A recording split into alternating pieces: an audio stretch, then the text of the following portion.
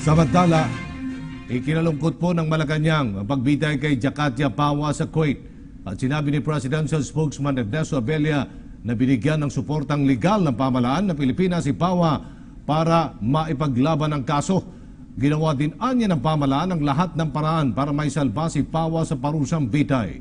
Kabilang anya dito ang mga diplomatikong pamamaraan at apela upang hindi matuloy ang parusang bitay.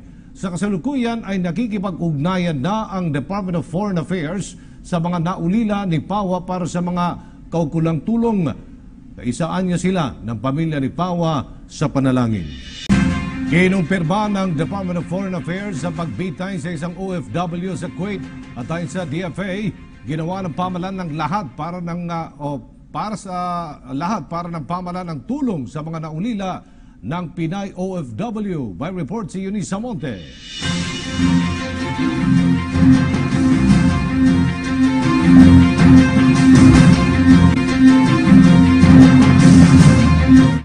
Isa na namang Pilipinang domestic helper ang nahatulan ng death penalty pasado alas 3 ng hapon matapos mahatulang guilty ng Kuwaiti International Court sa salang pagpatay sa anak ng kanyang amo.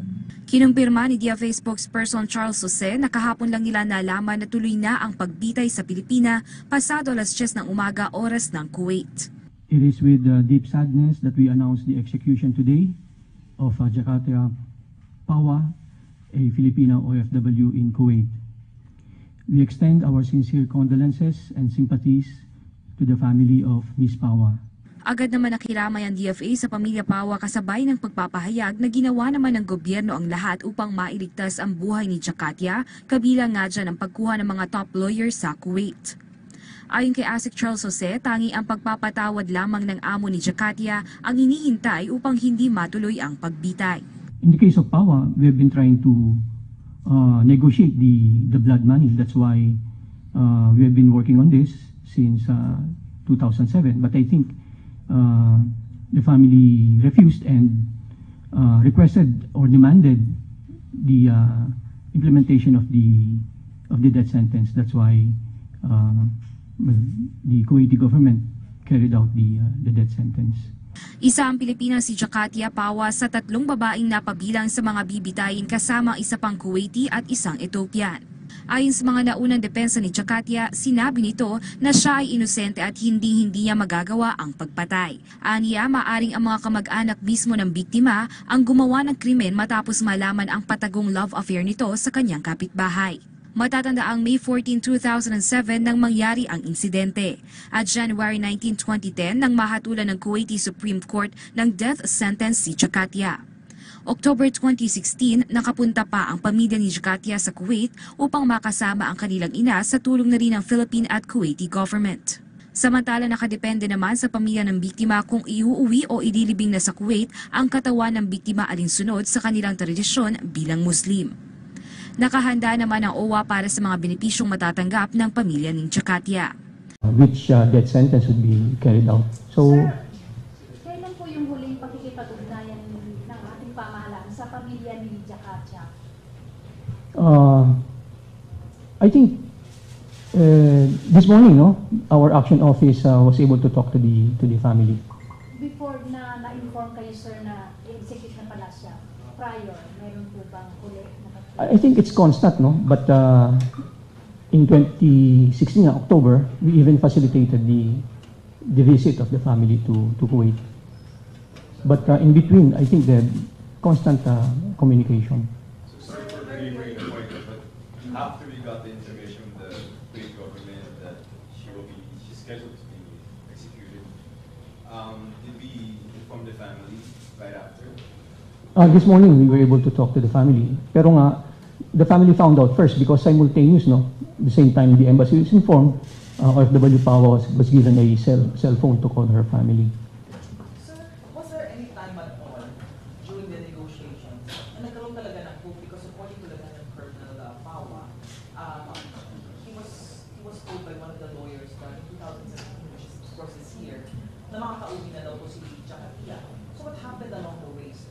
Well, we were hoping all along that the family of the victim will relent and agree to the payment of blood money. But up to the last minute we were hoping, but well, they didn't agree.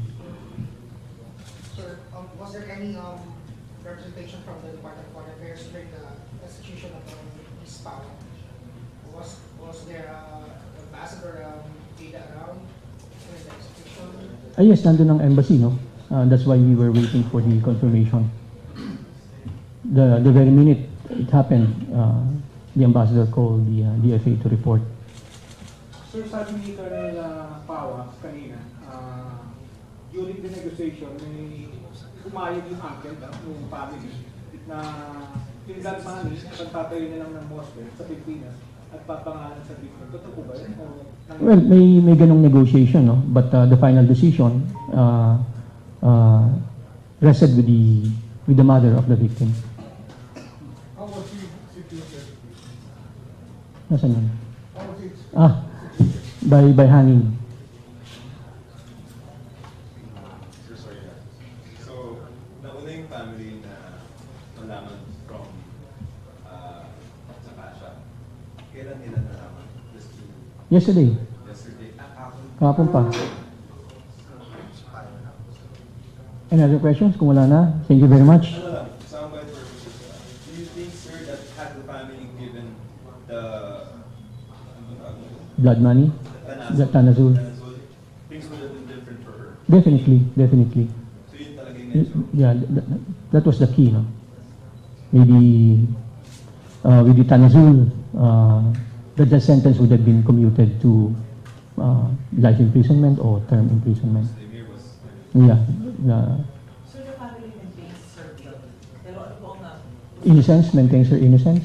hindi po the family. The victim's family. The victim's family maintains the guilt of Pawa by not releasing Tanazul. Pero ang position pa rin po ng legal government, she is innocent. Well, she went through the legal process, no? She was tried by a trial court. We appealed. She was given another chance to present her evidence, no? But we can say that she was given a trial. She went through the due process. She went through the legal process, and but we were unable to, unfortunately, no, prove her innocence. That's why she was convicted. Okay. Sir, ang sitwasyon ngayon, ilan pa po ang mga OFW ang death row, and ilan po ang nasa Kuwait? Well, like I said, I didn't have the numbers right now, but roughly speaking, maybe there are about 88 Filipinos on death row. But that's worldwide, no? But the numbers for Kuwait, we can give you that later. Sir, okay, bakit na yung matigas si family victim na magbigay ng tanong? Well, some iba, no, talagang that's the justice that they're seeking, no? Maybe life in exchange for a life, and no amount of money would be able to bring back, no, the justice that they're looking for. Would you care to comment on the story na honor feeling yung nangyari sa victim? Well, dumaan sa judicial process yan, no? Prosecutor and defense, no, both presented their evidence. So in all these stages, we were unable, no, to prove her innocence. Sir, ano yung depensa ng Philippine government sa kaso? Well, nag-hire tayo ng mga top lawyers, no, from Kuwait, and I'm sure they had their own defense. And nasa ano na yun, no? May mga evidence din tayo, but of course, dating sa legal process, i-weigh ng judge yan, and he decided to decide in favor of the prosecution. May claim kasi po yung brother ni Jakatya na yung mother nung victim ang pumatay na sa ano.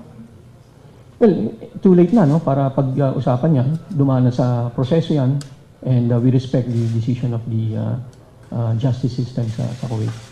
Sir, can you give us a brief background on kung profile ng family, yung amo ni Jakatya? Wala akong information right now, no. Kung wala na ibang question, thank you. Sir, bakit pasagot na lang yung masama yung loob ng family, parang narito, na-discuss natin ito, pero just to have a direct soundbite and direct reaction. Yung family mas may loob, parang hindi agad tayo sila natawagan inform. Sino family? Ni... Jakat, sir. Well, natawagan nga sila, no? Kasi part nung parang last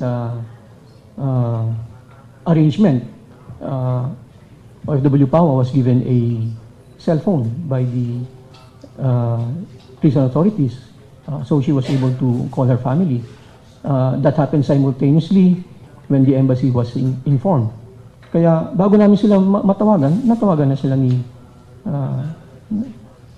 kasi sabay bago pa namin nalaman, baka nakatawag na siya. So it happened simultaneously. Okay? Thank you.